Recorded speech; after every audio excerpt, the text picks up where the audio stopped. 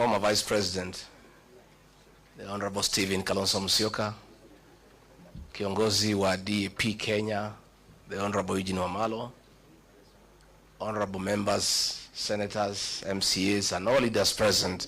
God is good, and all the time. Nisalimieni kwa Bwana Yesu asifiwe. Asanteni sana.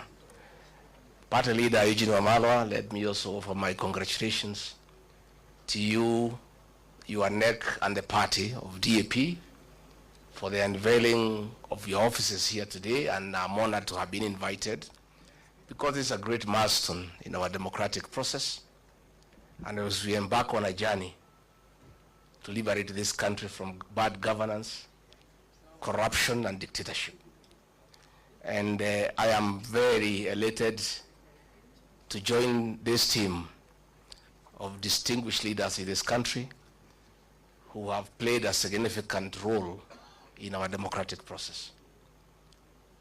I have come with many senators and members of parliament who we work with as a way of showing our solidarity with this team.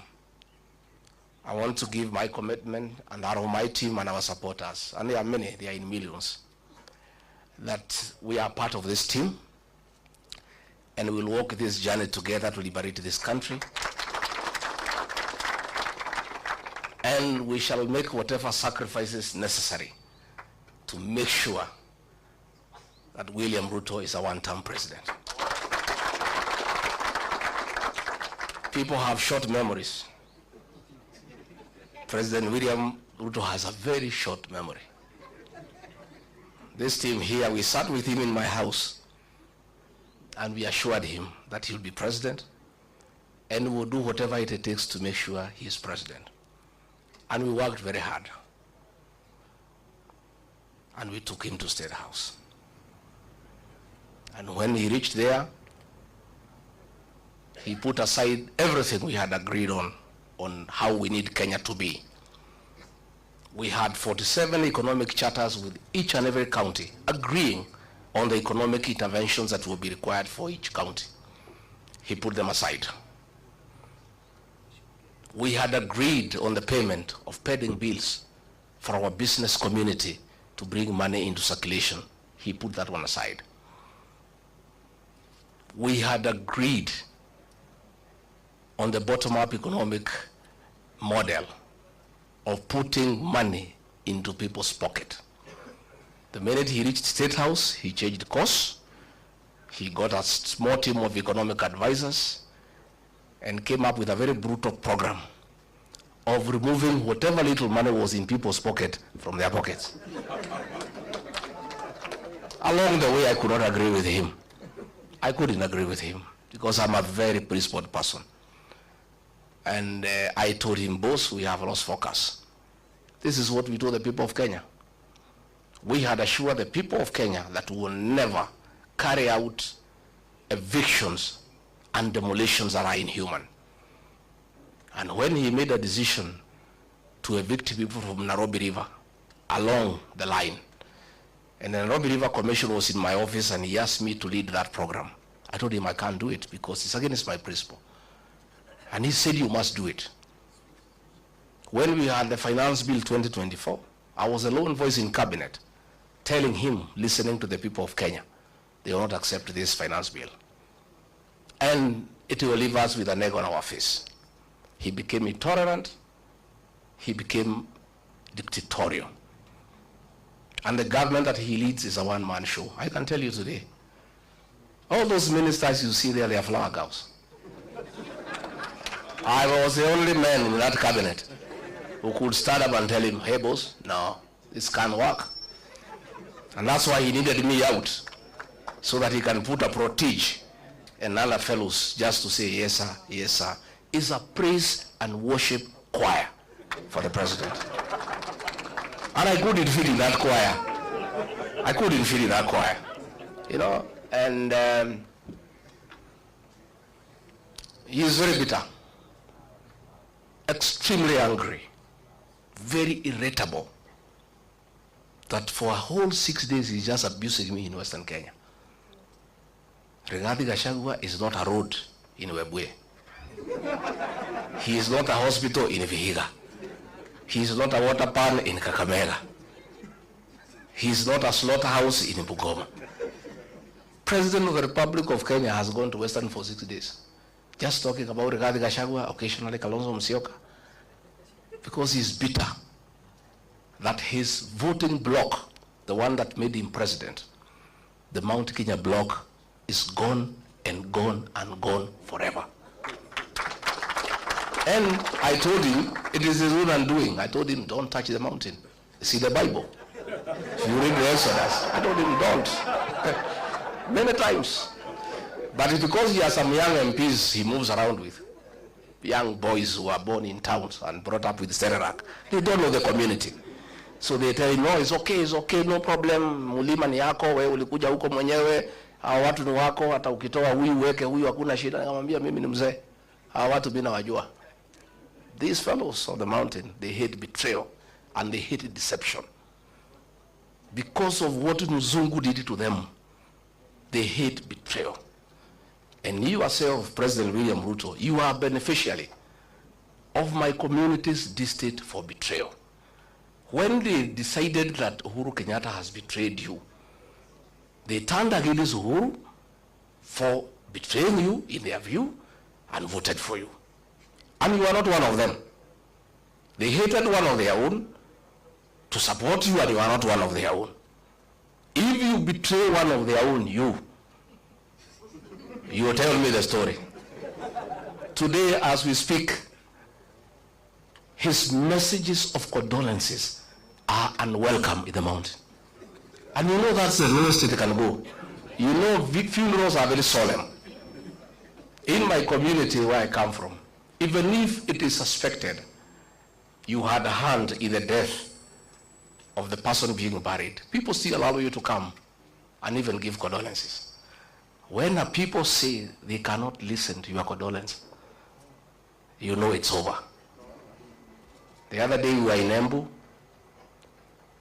and they are trying to blame Justin Muturi Bidan because the people rejected his condolence message. The president wrote him abusive messages the whole night, threatening to sack him. But even if you sack Bidan Muturi, nothing will change in that area. Nothing. And I told him, and he cannot say I did not tell him. Because me, I'm an honest man. I sat him down and I said, boss, you believe my now, why he's annoyed is because 47% of his support, 4 million votes, iko nje. Sasa anategemea ati Raila akienda AU, he can transfer zile zake. Zile za Raila zilikuweko za Wiper, they are not there. Ile ya Mlembe, it's not there. Hii ya Kisii, it's not there. Huyu jamaa amekwama. Amekwama. And I can tell you, because I know him, he is cornered. Kazi yetu rahisi sana is to stay together and unite our people. Mimi naomba jamii ya Mlembe. Amekuja huko anaita mimi mkabila. Ati ndio mimi nisisaidie nyinyi. Siku nilimsaidia, hakujua mimi ni mkabila. When we voted for William Ruto, we knew he's not a Kikuyu. 87% of my people voted for him. We knew he's not a Kikuyu. 13% voted for Raila Odinga. We knew he's not a Kikuyu. We had our own candidate called Wahiga Mwaura. We never voted for him because we are not tribal. Saa hii ameona tunashikana na watu ya Wiper. Ameona tunashikana na Mlembe Nation. Na hapo Mlembe Nation ndio naona amekwamia hapo. I think it's his last hope. Sasa anakuja huko kusema ati mimi ni mkabila, ati ndio msinikaribishe tusifanye pamoja. President William Ruto, hear it from here, Chui House. The same way Mulima ilisaidia wewe, it is possible tunaweza saidia hii watu ya Mlembe. It is the same way tunaweza saidia huyu Kalonzo. Na sisi hatuna contract na wewe. Deni yetu na wewe tulimali. We had intended to pay you in 2 installments. Tukakupatia the first installment, ukagusa Mulima. Hiyo deni ikafanya nini? Kaisha. We owe you no debt. So anaenda pale Western anasema tumefukuza huyu Rigathi Gachagua and he is corrupt. William Ruto, my friend, do you have the moral authority to talk about corruption? And we sympathize with you because juzi kumekuwa na opinion poll on the most corrupt person in the world. And we are unhappy that you are rigged. Instead of giving you number one, they give you number two.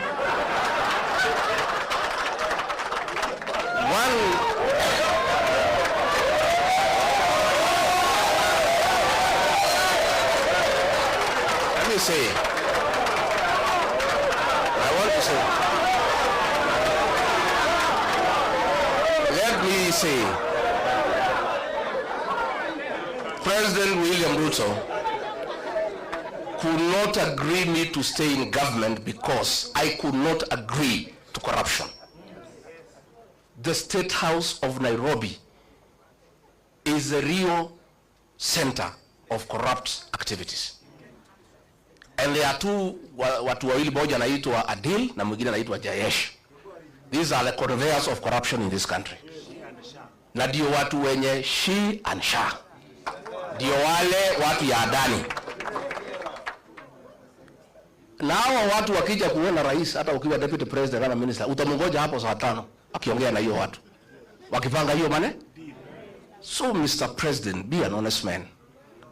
Look for a mirror before you talk about corruption and look at yourself.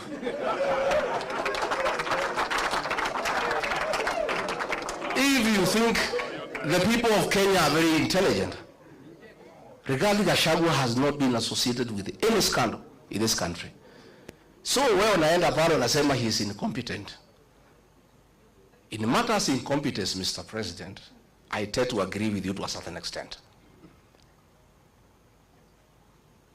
Serikali yako ni ya uongo, kutenga, kudanganya watu.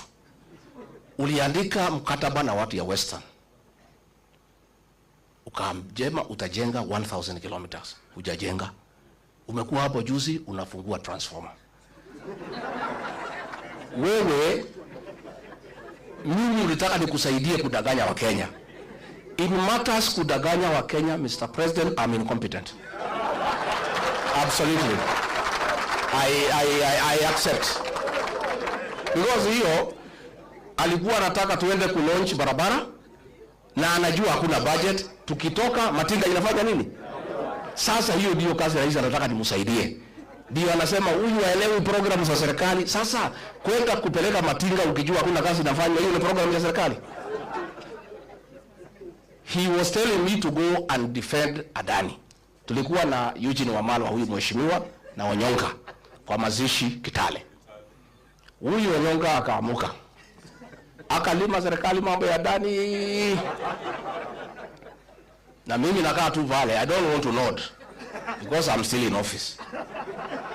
That Adani thing is the worst form of corruption in this country. So mimi nilipoamuka, I never responded. So one of the PAs ya mkubwa akanipigia simu. Mtu yuko huko, mtu ya salary 6. Wewe ni deputy president ya sangapi? Maana ya deputy president, you speak last.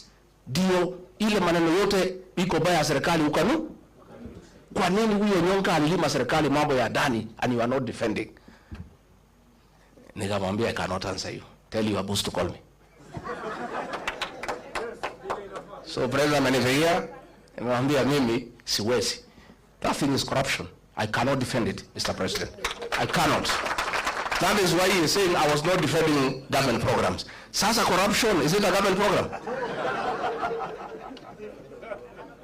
So wanasema ati I'm incompetent. Hii mtu hakuna kitu anaelewa. Sasa kama serikali ni wizi tupu, sasa what is there to defend? Walinipeleka Senate ati nimekataa watu watolewe Nairobi River. Walinishitaki nimekataa watu wafukuzwe Marigiti Market. Those are things I could not do. Ukiangalia hii maneno ya affordable housing, it is the worst fraud against the people of Kenya. And it's good today I tell the country, And those are things he was telling me to go to TV to defend. I told him I will not. Mimi pia nikichwa ngumu. That housing, initially we believed in the president. That ni ya kuleta ajira, nini, maneno kizungu mingi, we looked okay. Until it came to my attention, it has nothing to do with housing. Ni biashara. Ya kwamba PS wa housing. Ukitaka kujenga affordable housing, you must go and sign a subcontract na kampuni ile tauza simiti na chuma na mabati. Na hiyo kampuni watu wale wakubwa zaidi Kenya wako ndani ya wapi? So this housing levy inatolewa kwa watu ya Kenya is to make sure these houses are going on, ndio hao wauze simiti, wauze chuma, wauze mabati. That is what the president is accusing me of not understanding and being incompetent. Sasa mimi nauliza, na mimi nataka niseme, I want to assure the people of Kenya, this team I see here, and when I listen to the people of Kenya, because I listen a lot, once a new government is sworn in, that housing levy will have to be abolished so that we restore the dignity of the payslip. The dignity of the payslip. Wakenya wamehangaishwa zaidi. Na nimeona mpaka yule mkubwa ya wafanyikazi amekuwa ameingia kwa hiyo praise and worship team. Watu nakazwa mambo ya NSSF, mambo haongei. Kazi yake ni praise and worship. Those are the things sisi ambaye tumeshindwa kufanya. So finally ndio nimalize, because I wanted to tell the president, usidanganye wa Kenya. Useme ukweli, tulikosania corruption because wewe ndio unaeneza corruption na watu yako. Na it is impossible to make any progress in this country unless we sort out this country in terms of leadership. We'll sink lower and lower.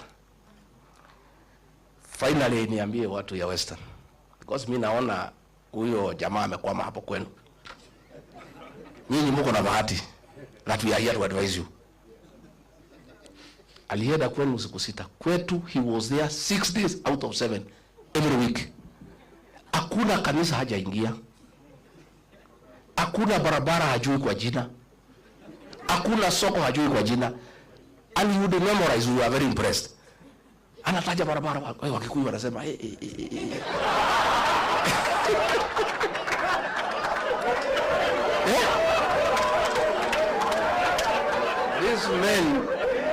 These men called a community that has pride, a community that's hardworking, that is rich. Watu wamesoma. He called all of us, our bishops, our reverends, our pastors. Hata huyu Waititu na mimi Rigiji, he called all of us. Alikuwa anakuja kuangalia osho. Sasa amekuja kwenu msangalele. Mwalamu. That is the same script. Nyinyi mkikubali mtalia vile watu ya mlima wanalia. All this.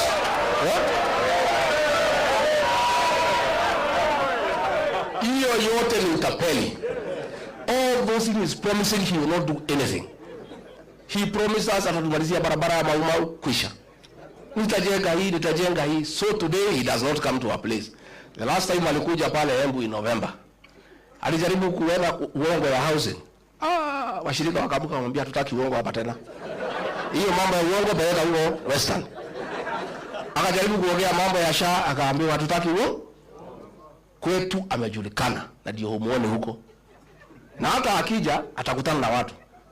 So nyinyi watu ya Mlembe msituangushe. At least you have the benefit of free advice from victims of deception. Sindio? Simuko na free advice. Yeah?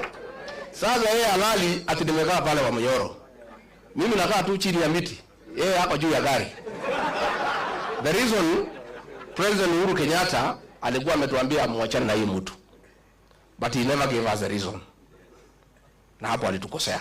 So kama angetuambia what I know today, hatungekuwa hapo. Also, the choice he was giving us was also not acceptable. So, pale nimekaa pale, I'm doing things differently from Uhuru Kenyatta. I'm involving the people who is William Ruto. That is why he is unhappy. Mimi nakaa pale, watu wanaeleza watu naeleza, wanasema imetosha, wanatoka wanaenda. Nakaa pale na mapasta na waeleza, wanachukua Biblia wanatoka wanaenda. Pale nimefunga 100%. Hata kupata agents, hatapata agents ya kusimamia kura yake.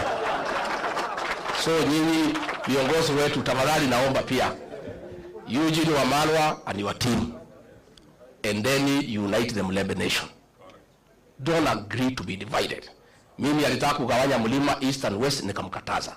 Akajaribu kugawanya counties, nikamkataza. Don't allow it. Mulembe nation, you have 5 million votes, nendeni muunganishe. Stephen Kalonzo Musyoka pale Lower Eastern 4 million, nenda uunganishe. Mimi pale sasa ilikuwa 6, nataka nisukume mpaka 8. Sasa Matiang'i waende wasukume pale 2 million. Sasa tukifikisha 15 tuketi. Si ndio? Si tutaketi? And we must not let the people of Kenya down. They were asking, wewe, wananiambia, wewe Rigathi, tenda tafuta marafiki. Kama huyu mtu ametuumiza namna hii first term, kwa bahati mbaya akirudi second term, tutakuwa tunavaa vinyasa. Sasa nyinyi tafuta marafiki, mtafute formula. Na hatutaki kujua ni nani. Mkuje mtuambie formula ni? So we shall be selfless as a team. We shall be selfless. And let us not approach this election with a predetermined mindset. That lazima ikuwe ni mimi ama ni mimi. Wacha tuseme tuko na kibarua ya kungoa hii jamaa. That is the first objective. Let us consolidate our votes, consolidate. Uzuri, payslip holders are 3 million. Na kila, every payslip holder has a minimum influence of 2 people. Those are 9 million people who have a personal issue with William Ruto. Sasa, ongeza Gen Z. Maneno inaisha. So, and I want to, as I sit down, I want to ask our Gen Zs, please, you are doing a very good job, our sons and daughters, on the social media, keeping this guy in check. Continue. But that is not enough. You must take IDs and register as voters. Because the final transformation of this country will happen on the ballot box. Not on a smartphone. The smartphone will create the awareness and create the necessary mood and mobilize people. But the actual transformation of getting the right leadership will happen on the ballot. So we want to ask the Gen Zs and the millennials, please take IDs, register as voters, and continue what you are doing on the smartphone. Now you are doing a good job. Huyu jamaa halali. Even he was accusing me ati mimi ndio naongoza Gen Z. Nikamwambia president, that's a good wish. If I'm the leader of Gen Z, I'm a very strong leader in this country. Because it's a serious force. So leaders hawa niwapongeze. This journey is not for the cowards and the faint-hearted. This man is angry and therefore dangerous. I must tell you. Alituma watu Limuru walitaka waniue. Mungu akanisaidia. Siku ingine ametuma askari anitupie tear gas huko Shamata. Siku ingine ametuma criminal gang kuumiza bibi yangu. What he must know is that some of us, and he knows us well, of course he is forgetting. When the fourth administration was against him and persecuting us, we stood with him and never feared. Sisi si watu ya kuziwa uoga, hata tukiuziwa hatuna pesa ya kununua. But I want to tell these leaders, you must be steadfast. You must be on the right side of history. And with these two great leaders, and Matiang'i and the others who come on board, we'll work together. Na tutasaidiana. We'll continue consulting, tutatembeleana. Hivi karibuni, we are also going to unveil our movement. And it's a serious movement. And it's a national movement, but the home of the mountain. Just like every party has a certain home It's a national party but with a home. Watu ya mlima wamesema sisi tulienda harusi na gari ya mtu mwingine. Kufika kwa mtu tukaambiwa tushuke. Sasa tunatafuta gari yetu ya kwenda harusi. Sasa kila iko magari hapa. Sasa tutakutana kwa harusi, Mercedes iko, Range Rover iko, magari imejaa wapi? Pale. This UDA, when I make my announcement in another few weeks, will be a shell. It will be a shell. There will be nothing. Ulifukuza sisi, tumetoka na watu wetu wote. Nobody, even people are impatient. If you know the pressure I am under to announce the vehicle, I am not sleeping. People are impatient and they don't want to see anything yellow. You know? So, sisi tutauda gari yetu na itakuwa ni gari kubwa ni ya Wakenya wote. Na tunataka tuungane pamoja na hao wengine tupange Kenya. And we mean well for this country. Na mtu asikuambie ati sisi ni wakabila kwa sababu tunaunganisha nyumbani. You would be stupid to go to the national table before you organize your house. Lazima kila mtu apange nyumba ya. Alafu ndio tuketi kwa meza ya Kenya, si ndio? So we must all organize our houses so that tutengeneze nyumba hii, tutengeneze hii, tutengeneze hii, tutengeneze hii. Yeye is bitter kwa sababu hii yangu alikuwa anafikiria ni yake. Sasa amejua si yake. Sasa ako na machungu. Na there is nothing we can do, hatuwezi msaidia, pole. Wewe omba Mwenyezi Mungu, huyu mzee aende EU kama he can give you his base. I don't know whether loyalty is transferable. Whatever he can give you, you see what to do with it. Hii ya Western naona kama imeenda, Ukabani imeenda, ya Kisii imeenda. Sasa pale kwake tutapambana. Hata sisi tutakuwa hapo. Baba akienda, ile tabaki pale tutangangania na wewe. Si tutangangania? Kwa sababu there are some guys who came to see me from Siaya. Wanasema, they came to my house. Wanasema, sikia, Tukiji, sisi, our loyalty is not transferable. Sisi ni watu ya baba. Akishaenda AU, tuko free. Na sisi vile tutaona yeye ni mtu ya kusema ukweli tunaweza elewa. So, even that Nyanza, baba akienda, will be there also. Because there are also people who want to join the rest of Kenya. So mimi nimefurahi sana and thank you very much na tumeshukuru.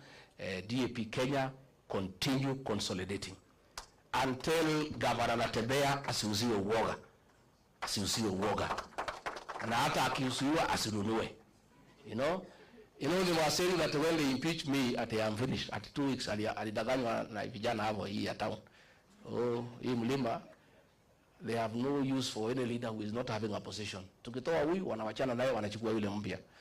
Sasa kila siku wanaongea juu yangu. Na bado wacha tuweke gari tuungane na hao viongozi and then tutembee. Na mwaka hii ya 25 ndio ya kujipanga. 26 ni si ndio?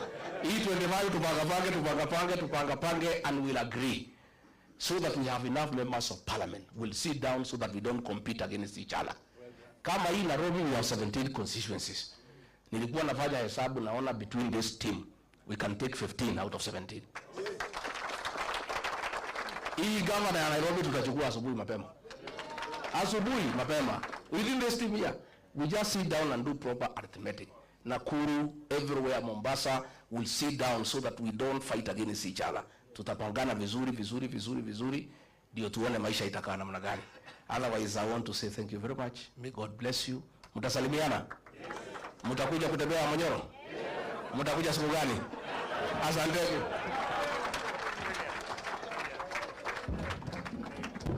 Ketini kidogo mheshimiwa.